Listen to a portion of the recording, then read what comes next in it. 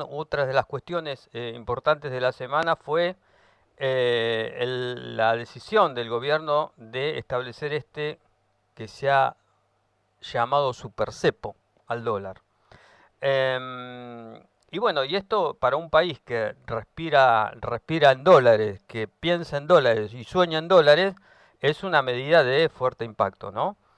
No solo por lo que implica la medida sí, sino por las expectativas que genera.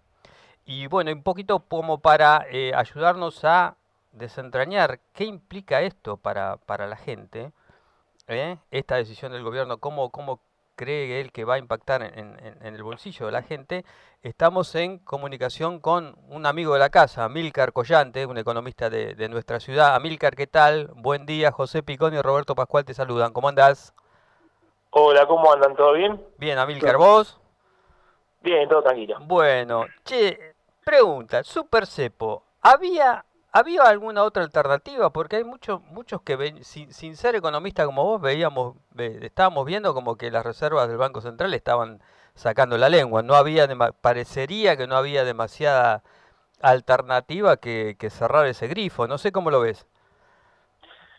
Sí, en realidad sí, la dinámica de las reservas venía siendo insostenible. Ujú. Básicamente cada vez se sumaba más gente a lo que era el dólar ahorro. Sí, De 3 millones se pasó a 3.900.000 en julio. Después hay no hay datos oficiales, pero más de 4 millones en agosto y decían que superaba los 5 millones en septiembre y estaba perdiendo alrededor de 100 millones diarios de dólares el Banco Central en las ventas, ¿no? En septiembre. Así que bueno, o sea, era un poco insostenible. Ahora, el mix de medidas, el paquete de medidas, van creo para el lado solamente de reprimir la demanda, ¿no? O sea, ujú, encarecer ese dólar, o sea, achicar de alguna manera el cupo porque lo hace compatible con los consumos con tarjeta sí, y básicamente por el lado de la oferta de dólares, o sea, de algo de medidas para incentivar la liquidación de dólares en el mercado oficial, ¿no? Ahí liquidan los exportadores a ese precio al oficial. Ahí no hubo incentivos y bueno, eso es lo que veo quizás que podría haberse hecho. Y también pues yo me esperaba una corrección en la tasa de interés en pesos, ajá, porque uno, o sea, cuando hace esos movimientos que, o sea, lo que quiso evitar el gobierno es una devaluación desordenada. sí, Hizo este híbrido que es como un blanqueo a medias de que no es sostenible el esquema, pero, o sea, yo hubiese dado algún incentivo a mantener, ¿no?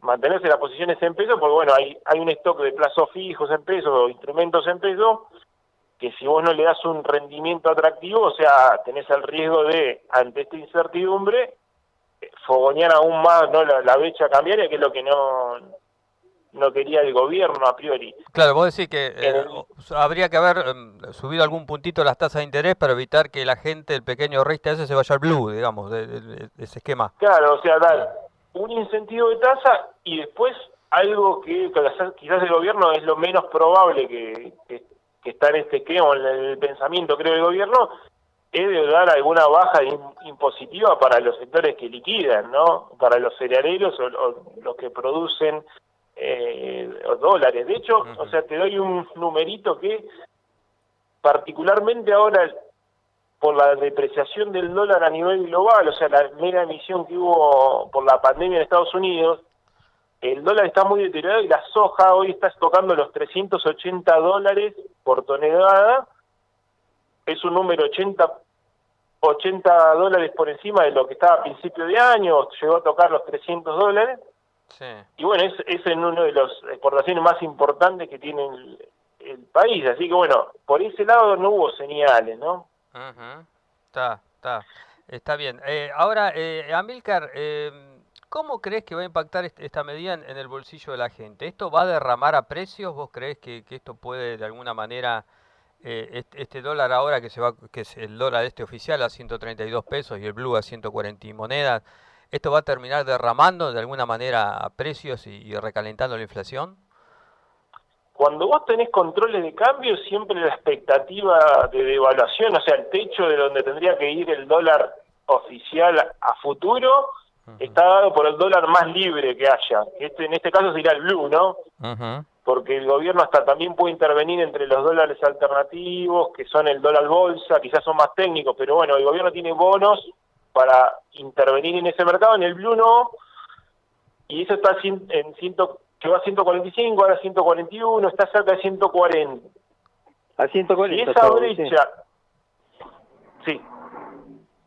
si esa brecha se mantiene ahí o no baja, claramente, o sea, el gobierno no termina de cerrar, ¿no? O sea, el ministro dijo que tiene que converger los tipos de cambio. O sea, si eso no baja, la expectativa de devaluación está ahí, y claramente los que toman decisiones en la economía toman como parámetro de techo ese dólar, ¿no? Claro, por eso te lo preguntaba. Entonces, las remarcaciones y demás, hay líneas, o sea, hay cuestiones que ya impactan de hecho, porque los servicios que están vinculados al exterior le pusieron un impuesto del 35%, o sea, Netflix, las plataformas que consumimos en el exterior, o lo que se consume en el exterior, ya tiene ese 35%, eso es directo, pero bueno, hay parte de la gente que consume esos productos, otros no.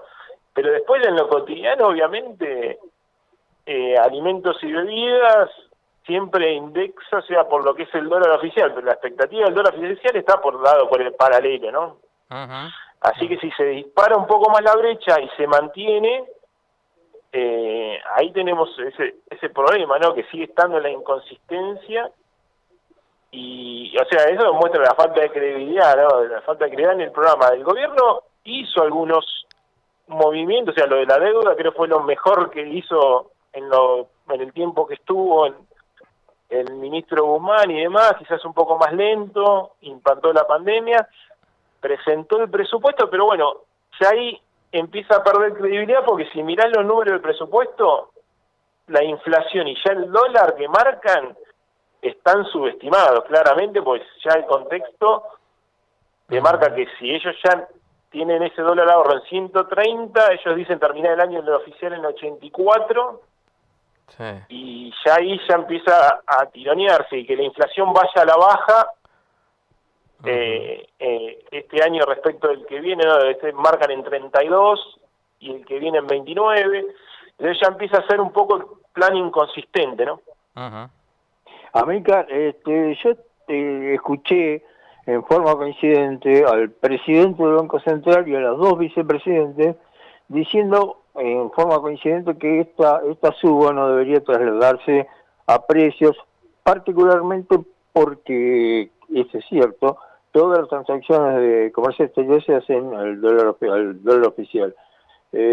¿Vos decís que eso indefectiblemente va a ser así, se va a trasladar a los precios, o dada la actual recesión se frenaría? O sea, va a tener su efecto, o sea, en las expectativas. O sea, creo que en la velocidad de lo que tengan que hacer para remarcarse. No quiere decir que ya impacte, porque si tienen acceso, si mantienen acceso, van a tener ese precio, ¿no? Pero lo que sabemos que además de lo que pasó esta semana, los importadores ya tenían restricciones a partir de mayo, les obligan a usar sus propios dólares antes de entrar al mercado oficial, y bueno, en ese punto si ellos no pueden acceder el 100%, o sea, ¿cómo reponen esos dólares que son propios? A la cotización alternativa. Entonces en medio que en el corto plazo, o sea, no impacta, pero si vos le seguís restringiendo el acceso a los importadores a ese dólar oficial, en un punto, o sea, va a ir presionando, ¿no? O sea, van a cubrirse ellos de esa cotización, ¿no? Y van a trasladarlo al precio interno. Por el momento igual, o sea, la tasa de inflación, por el contexto de la pandemia y demás, estuvo baja hasta junio, julio, ahora empezó a recalentarse, dio 2,7 en agosto, y probablemente empiece a acelerarse eso, pero bueno, estamos en un contexto que no que está el Producto Bruto va a caer 12% dicho por el propio gobierno, o sea, es una cuestión muy dura. Ahora, ¿por qué se recalentó estos últimos 2 meses la inflación, Amílcar? ¿Qué fenómeno ocurrió? Sí, en realidad sí, hay productos que no estaban monitoreándose, o sea que no había actividad y no reflejaban en el IPC porque, bueno, al no haber actividad no había precio. Sí. Igualmente la inflación núcleo que no contempla los regulados y los precios que suben estacionalmente, eso está por arriba de la promedio, que es dio 3%. Sí. O sea, el gobierno prácticamente usa las mismas anclas que usó en el modelo anterior, o sea, ellos los precios regulados los tienen pisados, Claro. tarifas y demás, o sea, el tema es que los otros corren bastante por arriba de esos precios. En promedio no son tasas de inflación como vimos en la última etapa de Macri, que hubo meses de 6%, 5%. Sí. Pero obviamente tenés algo reprimido la inflación, ¿no? Pues vos el año que viene hasta el mismo presupuesto tiene que alguna corrección de tarifa, pues si no se te abulta la cuenta de subsidios económicos. Entonces ya tenés algo que también no termina de clarificarse. O sea, sabés que vos en el mediano plazo podés mantener las tarifas congeladas porque, bueno, Macri hizo una actualización importante y pueden ir atrasándola un poco, pero ellos mismos saben que eso también tiene patas cortas. O sea, 2021, que es un año electoral, tendrían que empezar a subir esas tarifas con, o sea, una economía que viene media deteriorada. O sea, lo que está aumentando es lo que está más vinculado obviamente al dólar. Creo que los electrodomésticos habían subido también por el tema de esta brecha cambiaria disparada, pero bueno, ahí tenés cuestiones que se van a ir atrasando y pueden hacer ese efecto como de resorte que rebotan si vos la querés actualización.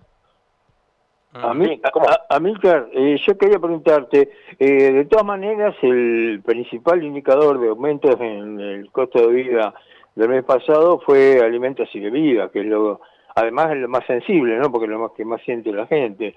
¿A vos te parece que no se están haciendo lo necesario para contener ese rubro que es tan sensible? Sí, en realidad si el gobierno ahí tiene los programas de precios máximos y de lo que sería los precios cuidados y demás. O sea, hay que entender que también el dólar no está quieto, el oficial aunque se está moviendo, o sea, cerca de 3% mensual quizás, y eso bueno, lo van entre 3, 2, 8, ponele, pero se va a ir moviendo. O sea, eso no hicieron anteriormente, quizás los esquemas fijaban un tipo de cambio y trataban de defenderlo ahí, ahora no dejan que se atrase, pero bueno, también los que producen alimentos y demás remarcan más o menos con eso mínimamente, ¿no? Entonces, eso subió 25% en el año. Claro. Así que bueno, si vos mirás la inflación de alimentos, va más o menos con ese tipo de cambio, y después tenés, bueno, como la otra mitad que está, o un tercio de regulado que está planchado totalmente, ¿no? Amílcar, ¿ayuda o no ayuda en función de las expectativas que estas medidas generan el hecho de que el gobierno diga que no tiene un plan económico, que no le interesa tener un plan económico, y como que va a haber una sucesión de medidas una sobre otra? Digo, en función de las expectativas y de lo que uno aspira de que lleguen inversiones al país también para generar puestos de trabajo, ingresos de dólares, digamos, que se mueva un poco la economía. ¿Ayuda esto en tren de expectativas que un gobierno diga que no le interesa tener un plan económico? Sí, eso creo que me parece que es una forma de diferenciarse de lo que fue el gobierno anterior, que siempre prometía un número o un periodo de un segundo semestre o un momento en el tiempo que ibas a estar mejor. Que no llegaba nunca, digamos. Creo que la pandemia sí. Y también el esquema que planteó el gobierno es no decir mucho números específicos, metas mensuales o puntuales de dólar o de inflación y demás, porque en realidad va sobre la marcha, porque en realidad lo que vemos es que es difícil de cumplir los esquemas. Entonces, creo que una forma de diferenciarse, pero para la inversión, o sea, la inversión fuerte en economía real, que viene a largo plazo y demás, sí o sí te va a mirar el presupuesto, qué expectativa de inflación, qué dólar va a haber, porque en realidad, o sea, quiere tener una rentabilidad y tiene que medirla. Claro, sí, Y, sí. y si no tenés si esos papeles están medio flojos, o sea, el capital se ahuyenta. Creo que también, o sea, los números ya ahora sí ya están, porque el presupuesto plantea metas plurianuales, o sea, tenemos. El tema es que son poco consistentes. Yo creo que cuando arranque la negociación con el fondo, los técnicos del organismo van a hacerle como algún retoque a eso, o van a exigirle, o sea, un poquito más de garantía sobre esos números, porque esos números no, ahora, mirándolos con el tipo de cambio donde se ubicó y con el impuesto y demás, el paralelo y demás, o sea, luce muy desdibujado en los términos de el dólar y la inflación. Quizás para el crecimiento se espera un 5,5 el año que viene, 2 en este, no vas a recuperar todo lo que perdiste, y ya veníamos mal, porque veníamos de una serie de recesión. Así que bueno, creo que va a necesitar calibrar eso para hacer creíble el programa. Amílcar, perdóname, una de las nuevas medidas que se adoptó, que por ahí están entre las más polémicas, es las restricciones para las empresas que están en el país para remesar utilidades al exterior y para poder ingresar al mercado de contado con liqui y el dólar bolsa, que eran los mecanismos más usuales para remesar dividendos y demás. Es decir, que en vez de incentivar la inversión, aparentemente lo que se está haciendo es tratando de mantener lo que hay y bueno, y obligando a alguna empresa a que para cancelar deuda pelea a sus fondos externos. ¿A vos te parece qué te parece toda esa movida? Sí, en realidad es bastante fuerte, en tanto, o sea, hay empresas que están muy endeudadas en dólar, había un porcentaje que, o sea, o la alternativa era o mandarla directamente a buscarlos al mercado alternativo. Ahora el gobierno dijo, bueno, le damos un 40% en el mercado oficial y lo otro tienen que reestructurarlo ustedes. O sea, es como una reestructuración forzada. En parte tiene sentido si uno lo mira, que en parte decir, bueno, el gobierno primero estaba en default, o sea, las empresas no iban a poder acceder a una tasa accesible si querían refinanciar esas deudas. Ahora que el gobierno arregló, tiene lógica que van a poder endeudarse un poco a un precio más acorde, accesible.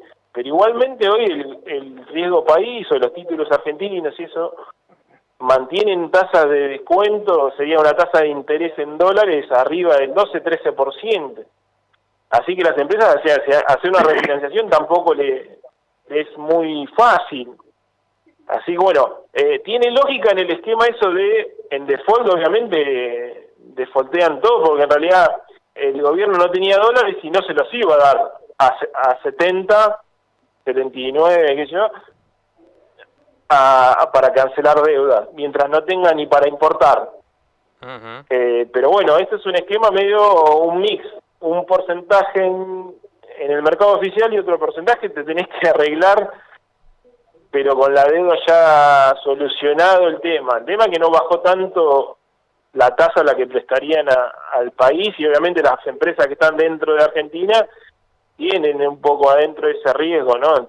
Así que no le va a salir tan barato, ¿no? Ese endeudamiento, refinanciación. Amílcar, la última, ¿cómo siempre se produce este debate de que los argentinos pensamos en dólares, imaginamos en dólares, proyectamos en dólares? Y todos los gobiernos parecen que esto como es un círculo vicioso, que en un momento el país se queda sin dólares y vamos al cepo. Nos guste o no nos guste, siempre terminamos en algún tipo de restricción. Le pasó a Macri, que lo liberó y lo tuvo que cerrar, le pasó a Cristina Kirchner y ahora le pasa a Alberto Fernández. ¿Cómo hacer, cómo incentivar desde el gobierno para que un poco dejemos de pensar en pesos, en dólares, perdón, y pensar más en pesos? ¿Hay alguna fórmula que no estamos encontrando, evidentemente? Sí, ahí, o sea, Argentina los desequilibrios macroeconómicos siempre llevaron a tener tasas de inflación muy altas. También tenés una historia peor, ¿no? Que es las desconfiscaciones de ahorros y demás. O sea, el tema es el ahorro. Claro. Siempre se vio licuado por algún episodio de crisis, de alguna manera u otra, pero creo que en el fondo, o sea, los países que bajaron, o sea, o que pudieron hacer fuerte su moneda son los que bajaron consistentemente su tasa de inflación por varios años, o sea, no por 2 años, 3 años, sino 10, 15 años, de una tasa de inflación abajo de 10, claro. Más o menos, que sea algo más normal, ¿no? Ahí empezaría uno a confiar en esa moneda. No es una cuestión de corto plazo, o sea, porque de hecho con el gobierno anterior hubo una baja de la inflación, llegó a 20 y pico, después de estar en 40, y casi estaban festejando, y el otro año se disparó todo, ¿no? Hasta tasas de un régimen ya de 50% de inflación anual. O sea, somos el récord de inflación, así que eso marca que el ahorro, o sea, siempre fue deteriorado, y la gente no termina de creer en el peso, pero por la historia, ¿no? Más que nada. Ahí está. Bueno, Amílcar, te agradecemos muchísimo el contacto como siempre y bueno, seguramente te iremos a convocar más adelante porque el tema económico siempre está sobre el tapete, así que sobre todo en este país. Bueno. Te mandamos un abrazo grande, muchas gracias. Bueno, un abrazo grande.